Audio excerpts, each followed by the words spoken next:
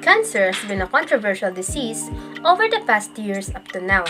Many are still a victim and becoming one of this disease, and plenty have put their lives into an end. Marami na ang sinubok ng sakit na ito, maaaring kakilala mo, mahal mo sa buhay o kahit maaaring ikaw na nakikinig mismo. Gayunpaman, marami pa rin ang kulang sa kaalaman tungkol dito, kung paano ito nagsisimula, maging kung sino-sino ang maaaring nakaranas nito at kung paano ito sinusolusyonan. At kung isa ka man sa gustong malaman o di kay lubos na maunawaan ang tungkol dito, this is your time to join and stream our podcast, where we provide scientific learnings and knowledge in line with cancer cell and immunotherapy. I am Diana Crisby Ea. I am Mermabel Quilusas. Together, let us learn and discover. So bago natin simulan ang formal discussion, why not we first share our insight about our topic before we become knowledgeable about it, partner? So ano ba, partner, yung alam mo about cancer cell? Or even from the word cancer itself, ano ba yung pumapasok sa isip mo when you hear it? So, before kasi, partner, ang alam ko lang sa cancer is that it is a deadly disease to have. Like, kapag nagka-cancer ka, parang less chance of living na. Natatandaan ko nga nung bata ako, isa din to sa ginagawang rason ng magulang ko para kumain ng gulay. Like, yung mga anti-cancer daw na mga gulay para makaiwas sa cancer. And even its origin, ang alam ko lang before na kapag may cancer ka, is galing yun sa history ng family mo. So, no proper knowledge talaga doon. And cancer is not curable daw. Marami na yung failed experiment in finding the cure sa cancer. So, parang threat na talaga siya sa life natin, no? But I know there are alternatives na, no, partner? Yes, partner, meron na ngayon. But before, meron na rin naman na cure method for cancer. And that is the chemotherapy and immunotherapy. Pero between these two, chemotherapy yung mas kilala na partner, wherein gumagamit ito ng medisina para patayin or labanan yung cancer cells. But later on, it has side effect. Kaya naman, mas prepared nila yung immunotherapy, which is our topic for today. So from the word immunotherapy, immuno, we have the idea na it's related to our immune system. So for further explanation, partner, let us go na siguro partner, sa ating exciting part. Yes, partner. So, to begin with, simulan muna natin kung saan ba nagsisimula ang cancer cell, how it was developed, and so on. So, the number of cells in a tissue is determined by the balance between cell division and cell death. Uncontrolled cell division leads to formation of abnormal growths called tumors. Tumors can be benign or malignant. Benign tumors are slow-growing and constrained by surrounding connective tissues, so they do not spread to other organs. They can still be harmful or even kill by pressing on nearby nerves, blood vessels, or brain tissues. Cancers are malignant tumors that can spread beyond the limits of the original organ where it comes from and to another organs of the body. So for a deeper understanding, let us know first how does cancer starts. Cancer starts from damage in the DNA of a cell. This DNA damage is called mutation. Mutations happen when the cell duplicates its DNA prior to the cell division and makes mistakes or error. These damage are usually detected and repaired before the cell can divide, but sometimes some of them are being ignored and transferred to daughter cells. If the mutation is located to one of the genes that controls the cell cycle, it may affect the regulation of cell cycle in the cell carrying it, and make the cell divide faster than it's supposed to. Usually, one mutation is not enough to cause cancer, but as it makes the cell cycle control less reliable, many more DNA damages or mutation would go unnoticed. Cancer is usually the result of an accumulation of many mutations of genes involved in cell cycle control and DNA repair. So, partner, this commonly happens over a long period of time, over many rounds of cell divisions, and this explains why cancers are more common in older people. Some people are said to be predisposed to cancer. This is because they are born with mutation that makes them more likely to develop a certain type of cancer. This mutation alone is not enough to cause cancer, but it starts the process of making the cell cancerous. The person carrying it is one of the steps further down the road towards developing a cancer than others who do not have the mutation. So, we know naman partner na once yung cell na ito, yung cancer cell, ay magsimula na mag-spread, ay magsisimula na rin yung mga damage sa ating mga organs. So, let us know, paano nga ba nagsispread ang cancer cells? Cancer cells do not stick together like any other normal cells. They move and invade nearby tissues or organs. This is local spread. They may also spread to further away organs by means of blood or lymph circulation. This is systematic spread. Metastasis is the spreading of cancers to non-adjacent organs.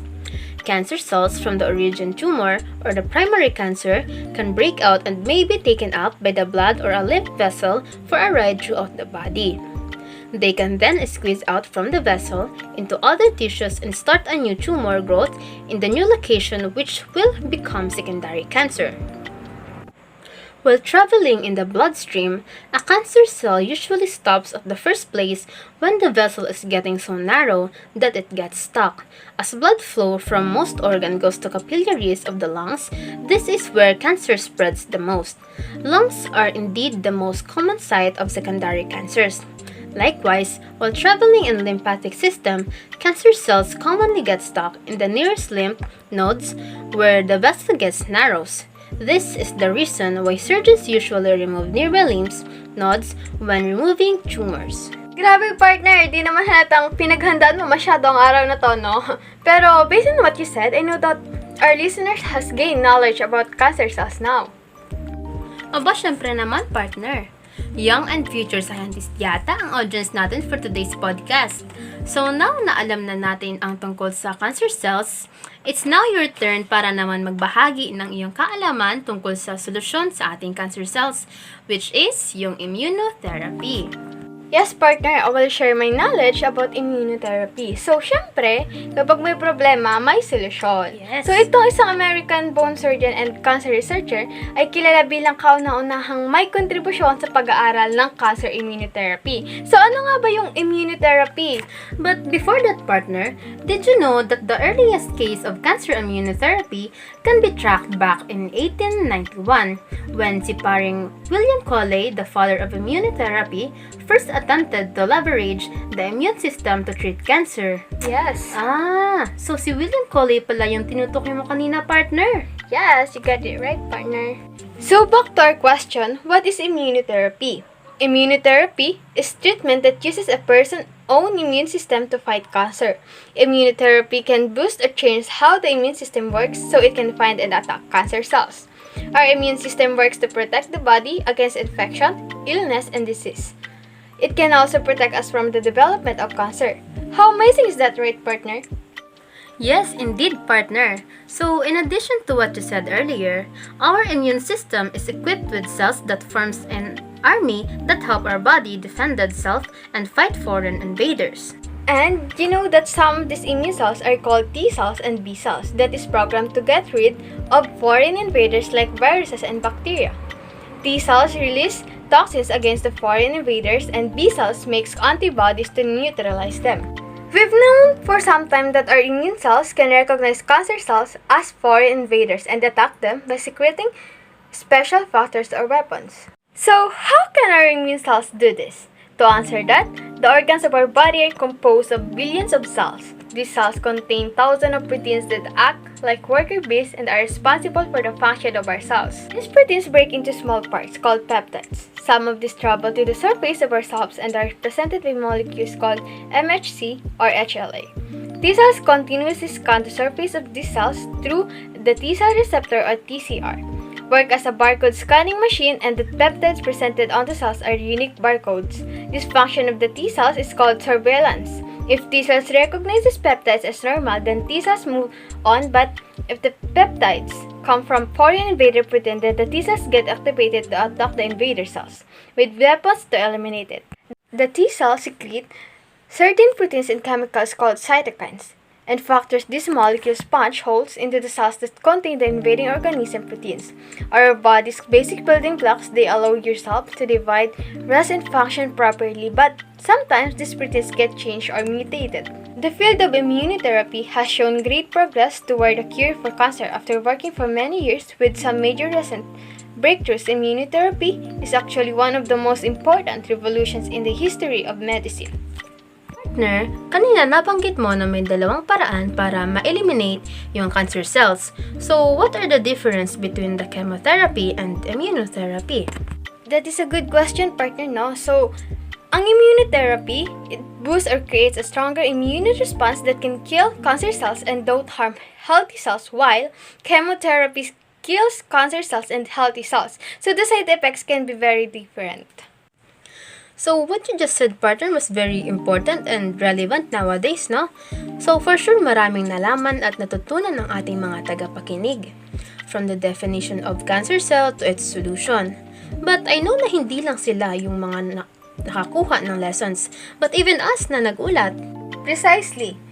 So, ano partner ang natutunan mo for today's topic? Kasi ako, I learned that even though almost curable na yung cancer with our alternatives, it is not enough reason para hindi natin pangalagaan ang sarili natin. And let us always remember that prevention is always better than cure. How about you, partner?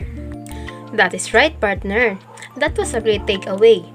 What I have learned today, not just with the topic we shared, but with the whole podcast itself, is just like how cancer cells spreads, we as individuals should be spreading knowledge and awareness to this matter, because it is indeed a great topic not just to share, but also to understand by our dear listeners. Before we end the podcast, I have a question to our listener, especially our young and future scientists.